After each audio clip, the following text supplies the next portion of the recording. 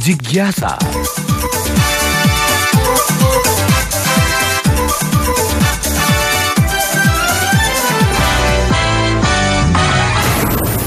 जिज्ञासा, ज्ञान की रेडियो एक्टिव तरंग। ज्ञान की रेडियो एक्टिव तरंग जिज्ञासा में मैं यूनुस खान आप सभी का बहुत बहुत स्वागत करता हूं। टाइम मशीन, समय यात्री।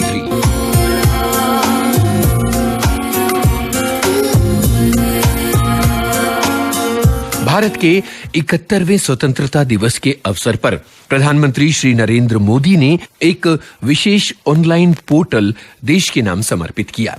ये पोर्टल भारत के वीरता पुरस्कार विजेताओं के नाम पर है और इस ऑनलाइन पोर्टल का एड्रेस है www.gallantryawards.gov.in। गैलेंट्री अवार्ड्स की स्पेलिंग है GALLANTRYAWARDS।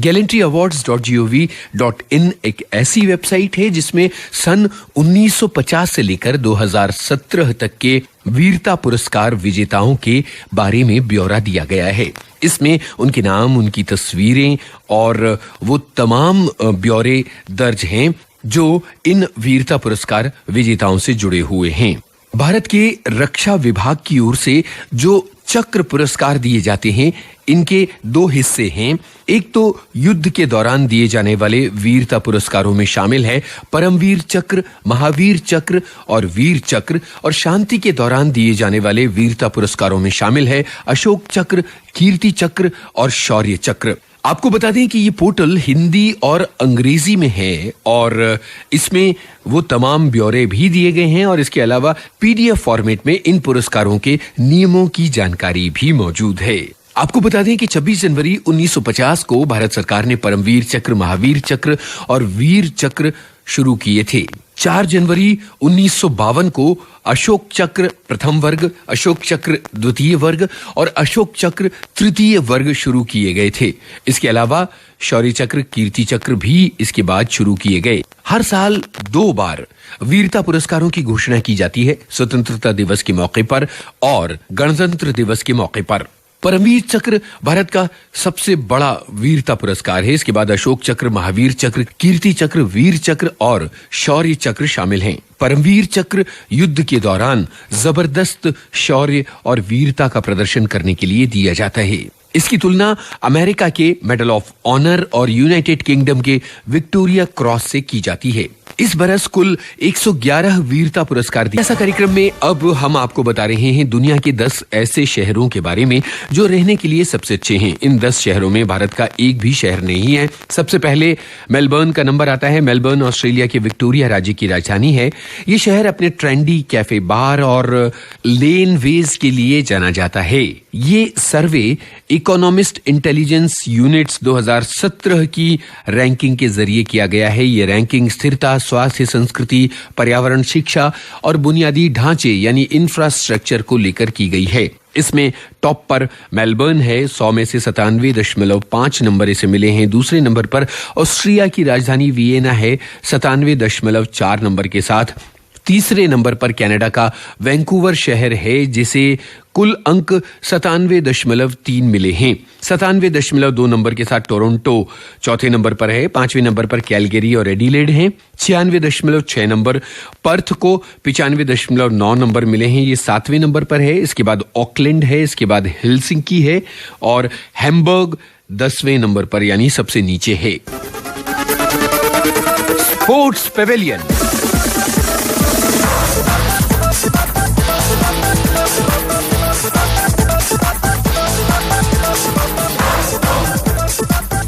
इंटरनेशनल क्रिकेट परिषद ने गुरुवार को अंडर 19 विश्व कप टूर्नामेंट के कार्यक्रम की घोषणा कर दी है जिसमें भारत का पहला मुकाबला ऑस्ट्रेलिया से होगा। 3 बार के चैंपियन भारत और Australia ICC under 19 world cup के पहले मैच में एक दूसरे से खेलेंगे। ये टूर्नामेंट का उद्घाटन मुकाबला होगा। आपको बता दें कि इस टूर्नामेंट की शुरुआत अगले साल 13 जनवरी को होगी और समापन 3 फरवरी को होगा। भारत और ऑस्ट्रेलिया को ग्रुप बी में जिम्बाब्वे और पूर्वी एशिया के क्वालिफायर पपुआ न्यू गिनी के साथ रखा गया है। 16 टीमों के टूर्नामेंट में विगत चैंपियन वेस्टइंडीज का सामना न्यूजीलैंड से होगा। 16 टीमें 4 शहरों में अपने अपने मैच खेलेंगी, क्राइस्टचर्च, क्वींसटाउन, टाउरंगा और वांगारेई। ग्रुप ए में वेस्टइंडीज न्यूजीलैंड के साथ 2012 के चैंपियन दक्षिण अफ्रीका और अफ्रीकी क्वालिफायर कीनिया शामिल हैं। 10 टीमों को स्वतः प्रवेश मिला है। इनमें पिछले सत्र में सबसे अच्छा प्रदर्शन करने वाली एसोसिएट टीम नमीबिया भी नजर आएगी। बांग्लादेश, कनाडा, इंग्लैंड और नामीबिया ग्रुप सी में हैं, जबकि 2 बार की चैंपियन पाकिस्तान, श्रीलंका, एशियाई क्वालिफायर अफगानिस्तान और यूरोपीय क्वालिफायर आयरलैंड भी शामिल हैं। भारतीय एथलीटों से वर्ल्ड ड्वार्फ गेम्स यानी बौनों के विश्व खेलों में पदक जीतने की उम्मीद बहुत कम थी, लेकिन इससे उलट इस दल ने इतिहास रच दिया। भारतीय एथलीटों ने रिकॉर्ड पदक जीते। कनाडा के टोरंटो में 12 अगस्त को संपन्न एक सप्ताह चले इन खेलों में भारत 10वें स्थान पर रहा। आपको बता दें कि कुल 24 देशों ने इन गेम्स में हिस्सा लिया था। भारतीय दल 37 मेडल्स के साथ लौटा, जिसमें 15 गोल्ड, 10 सिल्वर और 12 ब्रॉन्ज शामिल हैं। भारत का वर्ल्ड ड्वार्फ गेम्स यानी बौनों के अंतर्राष्ट्रीय खेलों में यह अब तक का सर्वश्रेष्ठ प्रदर्शन है। 24 देशों के 400 एथलीटों ने अलग अलग स्पर्धाओं में इसमें हिस्सा लिया था। भारत की सफलता में कर्नाटक के एथलीटों का बड़ा योगदान रहा है। यहाँ के 7 एथलीटों ने कुल 16 पदक जीते, जिसमें 9 गोल्ड, 4 सिल्वर और 3 ब्रॉन्ज मेडल शामिल हैं। सीवी राजन्ना ने 3 गोल्ड मेडल जीते। बेंगलोर के एथलीट ने बैडमिंटन सिंगल्स का खिताब जीता और 100 और 200 मीटर्स की रेस भी जीती। बेलगावी के सिमरन गोंदालकर ने तैराकी के जूनियर वर्ग में हिस्सा लिया और 50 मीटर के बैक स्ट्रोक इवेंट में गोल्ड मेडल जीता। इसके अलावा 50 मीटर बटरफ्लाई और 50 मीटर फ्री स्टाइल इवेंट्स में भी उन्होंने सिल्वर मेडल जीते। भारत के मशहूर क्रिकेट खिलाड़ी सचिन तेंदुलकर ने भारतीय दल को इतिहास रचने पर बधाई दी है। G.G गैजेट ज्ञान। आधार कार्ड को देश में टैक्स भरने से लेकर नया मोबाइल खरीदने तक इस्तेमाल किया जा रहा है। यहां तक कि कई जगह तो इसे जरूरी कर दिया गया है।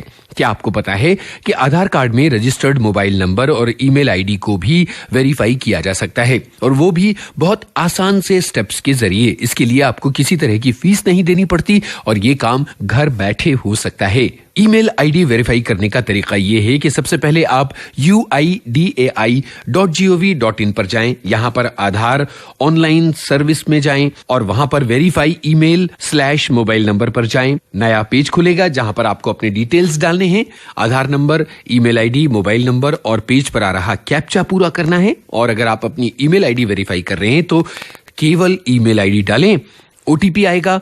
ओटीपी आपके रजिस्टर्ड मोबाइल नंबर या ईमेल आईडी पर भेज दिया जाएगा और उसके बाद आप अपना काम पूरा कर सकते हैं। मोबाइल नंबर वेरीफाई करने का तरीका ये है कि आप उसी फॉर्म में जाएं, वहां आपको ईमेल आईडी नहीं डालना है। मोबाइल नंबर के साथ बाकी डिटेल्स डालिए, ओटीपी आने के बाद वेरीफाई कीजिए, बस काम हो गया।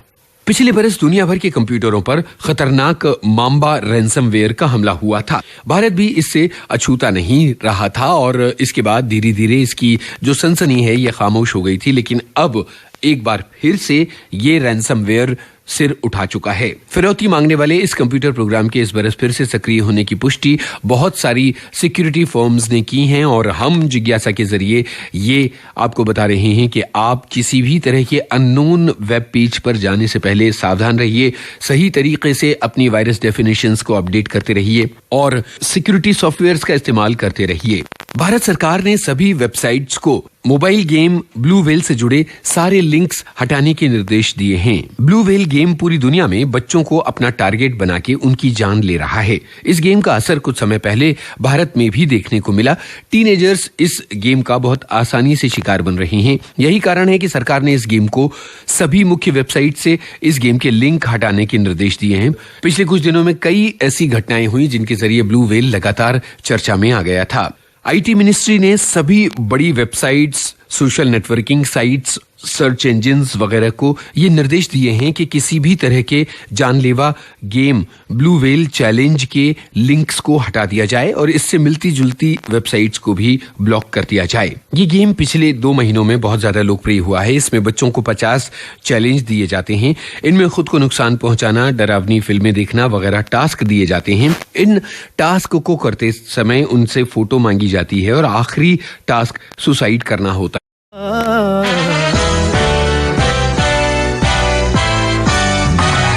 जिज्ञासा।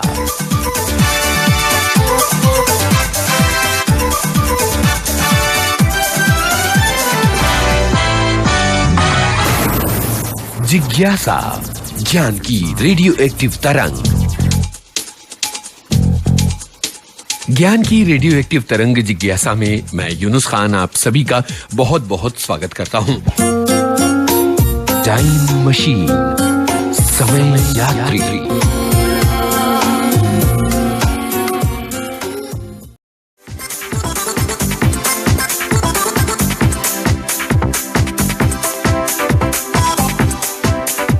जिज्ञासा कार्यक्रम में अब हम आपको बता रहे हैं कि कुछ फलों का सेवन किस समय करना उत्तम माना गया है। सेब का सेवन सुबह के नाश्ते में करना उत्तम माना गया है। इसमें पेक्टिन नामक तत्व मौजूद होता है जो रक्तचाप को कम करता है और कोलेस्ट्रॉल को घटाता है। सेब का सेवन रात के भोजन में नहीं करना चाहिए क्योंकि रात में पेक्टिन के पाचन में मुश्किल होती है जिससे पेट में एसिडिटी बढ़ती है। केले का सेवन दोपहर को यानी लंच में करना चाहिए। केला हमारे शरीर की प्रतिरोधक क्षमता बढ़ाने में मददगार साबित होता है। रात में केले का सेवन करने से अपच की समस्या हो सकती है। आलू और आलू से बनी चीजों का सेवन सुबह के नाश्ते में ज्यादा बढ़िया माना गया है। ये भी कोलेस्ट्रॉल को घटाता है और शरीर को ऊर्जा देता है। इसमें हाई कैलोरी होने की वजह से रात में लेना कम ठीक माना गया है। अगर आप आलू खाते हैं तो इससे वजन बढ़ने की समस्या हो सकती है। दूध के बारे में डॉक्टर बताते हैं कि इसका सेवन रात में करना बेहतर होता है। रात में गुनगुना दूध लेने से नींद अच्छी आती है और शरीर में एनर्जी रिस्टोर होती है। सुबह अगर आप ज्यादा व्यायाम करते हैं, ज्यादा मेहनत करते हैं तो दूध लें, वरना इसे पचाने में दिक्कत हो सकती है। सूखे मेवे और फलियों का सेवन करना दोपहर में ठीक माना गया है क्योंकि ये ब्लड प्रेशर को कम करने में सहायक होते हैं। इनका सेवन करने से मोटापे की समस्या हो सकती है। संतरे का सेवन शाम को करना चाहिए। कहा जाता है कि सुबह खाली पेट संतरा लेने से पेट की समस्याएं हो सकती हैं। टमाटर का सेवन भी सुबह करना ठीक बताया गया है। रात में इसके सेवन से पेट फूलने की समस्याएं हो सकती हैं। ये था आज का जिज्ञासा कार्यक्रम। इस कार्यक्रम के लिए शोधालेख, स्वर और संपादन यूनुस खान, प्रस्तुतकर्ता शकील बख्शी। जिज्ञासा।